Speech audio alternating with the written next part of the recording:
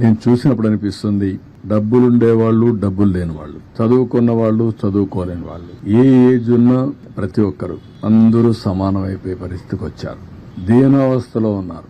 కడుపు నిండితే చాలని బాధపడుతున్నారు. కనీసం నీళ్లు కూడా దొరకకుండా నీళ్లు ఇస్తే అది అమృతంగా భావించే పరిస్థితిలో ఉన్నారు. అవి చూసినప్పుడు బాధ్యత పెరుగుతుంది. నేను ఆ మాటే చెప్పాను మా ఆఫీసర్లకు అందరికీ.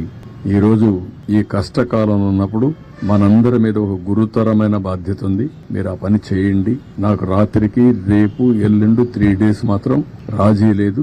0 tolerance. అందరం కలిసి పనిచేయాలి. ఎక్కడ కూడా ఏ మాత్రం కూడా అశ్రద్ధ వహించడం, నిర్లక్ష్యంగా ఉండడం, కష్టాల్లో ఉండే వాళ్ళతో మాట్లాడే విధానం కూడా చాలా ఇంపార్టెంట్.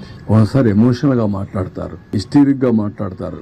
ఎందుకంటే నిన్నటి నుంచి భోజనం లేదు, కళ్ల ముందర పిల్లలకు భోజనం పెట్టలేకపోయారు, పేషెంట్లుగా ఉండే పేరెంట్స్ ను చూసుకోలేకపోయారు. అవన్నీ చూసినప్పుడు ఎవరికైనా కోపం వస్తుంది, బీపీ పెరుగుతుంది, ఆవేశం వస్తుంది.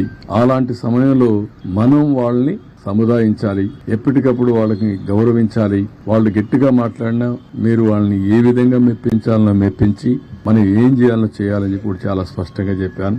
మా వాళ్ళు కూడా చేస్తారని చెప్పి ఆశిస్తున్నా.